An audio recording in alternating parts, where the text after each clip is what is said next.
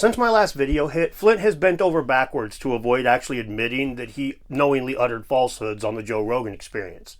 So at the beginning of this video, I want to very clearly show you a clip of Flint saying something he knows 110% for a fact is not true. I'm deeply unhappy that you have associated me with white supremacism, racism, misogyny, anti-Semitism. If you didn't notice, it was always labels. the same quote recycled.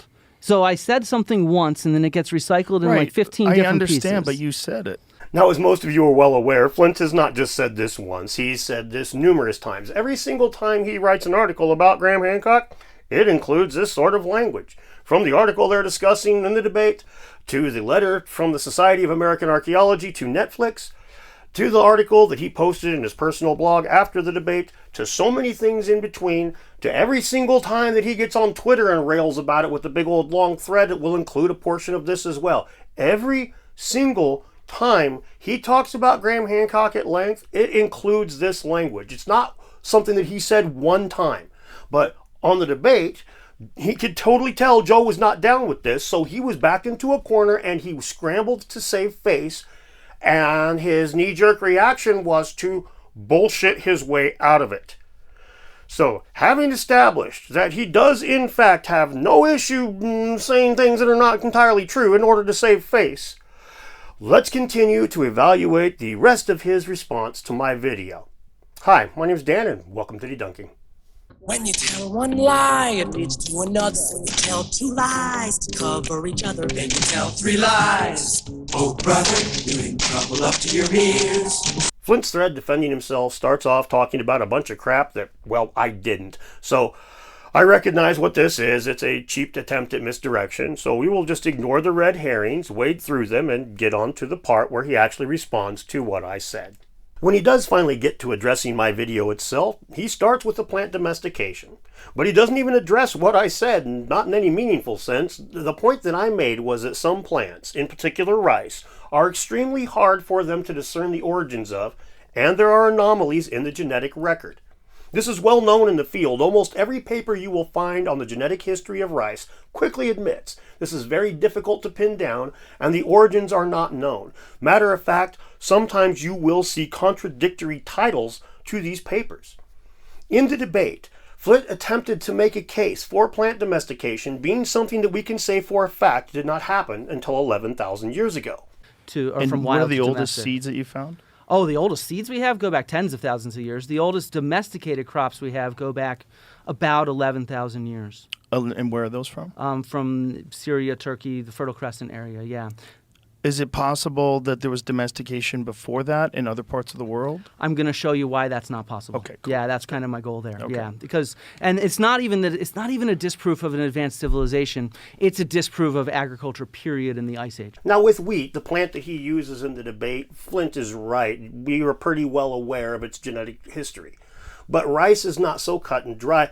With rice, there are multiple genetic pathways to do the same thing. We have redundant genes that are directly related to the domestication process.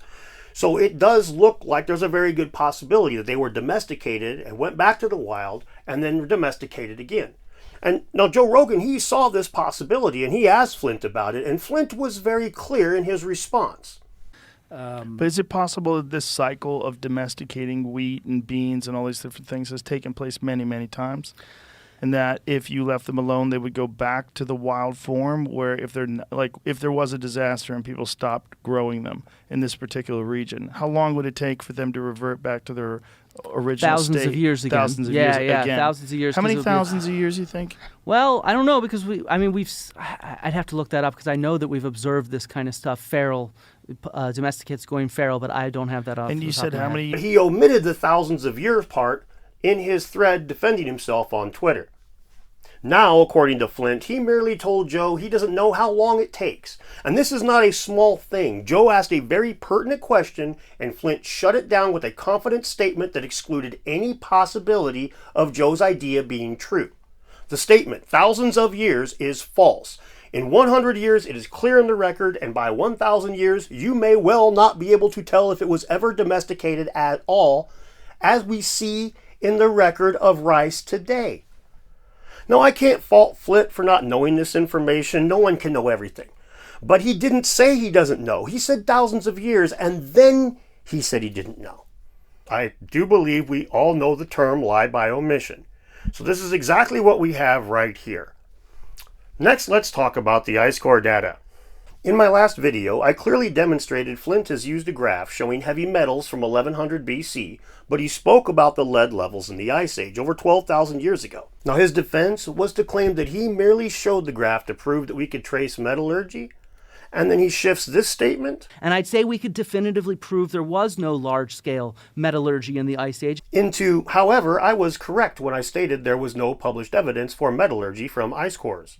But he did not say there was no published evidence for metallurgy in the Ice Age. That's a neutral statement, one that I wouldn't take issue with.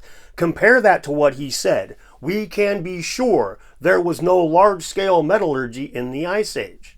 Now, how can we be sure if no testing's been done? We can't. We can make inferences, but Flint didn't talk about inferences in the debate. He made overarching, all-encompassing statements that are not completely accurate, not supported by the data. And then when it's held accountable for that, when I hold him accountable for this, his response is to claim that he didn't make these overarching statements. Well, I just inferred that, we don't have the evidence for it. No, this is clearly dishonest behavior like the other two instances I've shown you. He has the opportunity to say, okay, I screwed up here. I said something wrong. I made a mistake. Instead, he just sidesteps it. And, I didn't say that at all. But we have it in video, so here we are. But even this falls woefully short of defending his position. Now, I held up two papers that showed that we do see spikes in heavy metals, particularly lead, in the Ice Age following glaciation patterns. More glaciers made for more heavy metals in the ice cores, and the academic consensus is this is due to lower sea levels allowing for more dust to accumulate in the ice, and this dust carries some of those metals in it. Now, this is an entirely reasonable hypothesis, most likely accurate. But my point here is to show you where Flint overspoke when he was representing the science and the data, and this is clearly one of those cases. When I show you what I'm about to show you, you're going to want to take a second look at every single paper like this that you come across. The dust that they speak of, that they say was blown around because there was lower sea levels, that's the exact same dust you would expect to find if metallurgy was done in that region. They dig the same dirt up, man. It's the same shit. And this accumulates in these ice cores, and thousands of years later, they'll be taken into a lab. A Teflon-coated saw would cut it and hopefully not deposit any metals into the ice at all. Then distilled, pure water is used to slowly melt the ice, and a fine filtration system gathers the particulates, which are then chemically analyzed.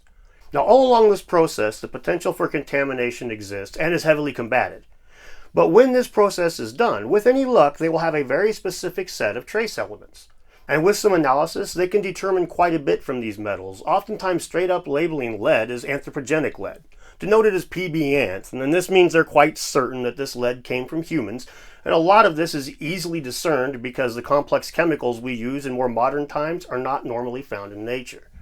But if you roll back the clock, we get to the dust issue. Is this dust from mining, or is it just from wind blowing off topsoil? If you think no one was digging up metal back then, you're going to assume this is naturally occurring dust. But if you think someone was digging up metal back then, this is exactly the kind of thing you would be looking for. And now I need to remind you, I do not believe there was metallurgy going on back then. I am just trying to show where Flint has overstepped the limits of our scientific knowledge.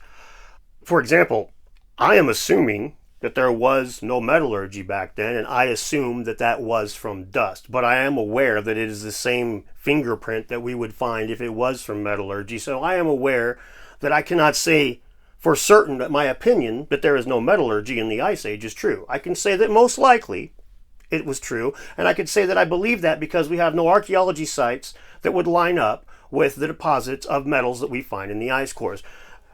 But that is not proof that there was no metallurgy in the Ice Age. And this is a very important distinction to make, one that Flint failed to make and left it on layman Dan to do it for you. After I had already finished recording, I noticed that Flint seems to be doubling down yet again on this sort of thing. Now he claims that there is no such thing as an isotopic signature for metallurgy, which is false. While there is no solitary isotopic signature for metallurgy, there are several factors that are used, and in some cases, as I previously stated, the lead is denoted as anthropogenic lead.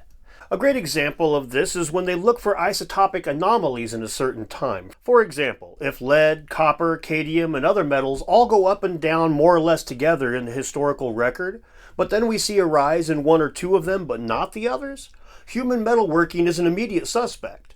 And from here they will look for specific trace elements that are associated with metalworking and determine if the spike is indeed from humans or not. Now, Flint could have spent just a few minutes reading up on this, but instead he continues to misrepresent this science to the public. One of Flint's defenses is to say that I'm nitpicking. I'm just holding him accountable for common language that was used in a relaxed setting. But it is quite clear that these are not mistakes. They're strategic decisions, all made to bolster his position. He accidentally forgot he told Joe it takes thousands of years for crops to revert to a wild state. He accidentally forgot there was no metallurgy in the Ice Age when what he meant to say was there's been no testing done for that period. He accidentally forgot he said far more than one time that Graham was spreading white supremacist rhetoric. He even forgot how to use basic scientific language that he presumably uses every day when he teaches students. I find this a little hard to believe. And finally, the issues of the claims of racism need to be addressed, as to be honest, anyone who's followed me for like the last 6 months is well aware this is really the crux of the issue between me and the archaeologists on Twitter like Flint. Now, the idea that the Quetzalcoatl legend has been corrupted by 16th century Spanish Catholic influences is entirely likely, even probable, I would say. However, this does not mean Graham's position is in any way, shape, or form associated with white supremacy. And now Flint would be quick to say, oh, I never said that Graham was associated with white supremacy. I just said that he needs to separate himself from it. But that's not what other people hear. For example, recently on this channel, we did a deep dive into a new Netflix series called Ancient Apocalypse, which is all about how Atlantis is real because no societies of color could have developed substantial architecture or astronomy. And yes, she got her info from Flint Dibble. Archaeologist Flint Dibble points out how Graham is doing nothing new when it comes to disrupting the paradigm or whatever. He's just repackaging the work of Ignatius Donnelly, who also believed in Atlantis and white supremacy. Now, Flint is not just some guy talking in a vacuum. He's an academic that's considered an expert in the field, and he has convinced other academics that Atlantis hunting is not just connected to or associated with racism. They believe it is straight up racist. Ancient Aliens, Atlantis Reborn, and now Ancient Apocalypse are not big archaeology keeping the truth from us. It's an insidious plot to make white supremacist conspiracy theories consumable to a general audience. And this is the issue. When people go to an academic for information, and that information is so twisted up that it leads to them making erroneous conclusions, that's a problem. And when I tell Flint numerous times that this is happening, he just says he doesn't care. He knows that people are walking away, academics are walking away from what he says with the wrong take, and he gives zero shits. He attributes the origins of modern Atlantis hunting to Ignatius Donnelly, a man who was very much a white supremacist. But he knows for a fact that he didn't start modern Atlantis hunting. Flint knows it was started by Charles Etienne Brazier de Bourbourg and Augustus Le Plongeon, both of who believed the Maya were the superior culture after the Great Flood. Flint just doesn't care if this gets lost or not. He has no problem removing the credit for the work from these two archaeologists. Instead, he attributes it to Ignatius Donnelly so that he can claim that the origins of Atlantis hunting are racist. The facts don't seem to matter just as long as he gets that dig in. Well, thank you so much to all my Patreon Hang on, I got one more thing to talk about. The now nameless ice core specialist that I had a nice little Zoom chat with and stuff. He doesn't want to be named anymore in my videos, but he was a little waffly on Twitter, right? He did not say on Twitter what he said to me in the Zoom chat. Very, very much different, as a matter of fact. But I emailed him, and he did reach out and change things a little bit, and still a little waffly, though. It's not at all as robust or cut and dried or clear as even the email he sent me, which I don't really want to show a screenshot of the email he sent me. So for now, I'm just going to say that he missed an opportunity here. He could have taken this chance to educate all of my viewers, and anyone that Graham shares my video with, which is tens of thousands of people this last time, could have learned about the science that he tries to promote. Instead, here you have me telling you how they isolate the particulates and melt the ice and try to eliminate contamination. This is the very real cost of social media pressure. Flint and his friends reach out to this ice core specialist, hound him until he doesn't feel comfortable making the kinds of statements that he did to me in private. And then we're excluded. I mean, we're cut out of the entire thing now. The people that are claiming that they want to educate people about science, they don't even want to talk to us anymore. They poison the well, push us all into a little corner, and then they wonder why they have to rely on somebody like me to talk about this stuff. They can't trust you guys because you all pressure each other to lie or to change your stories or to just gently massage the facts just a little bit enough until it lines up with the rest of us. And there's no more better evidence than the way that this guy has acted since the vast difference between what he said to me in private and what he said to me publicly, which really sucks and puts me in a weird spot as somebody who criticizes scientists for this kind of behavior. But I'm not making a video about him today.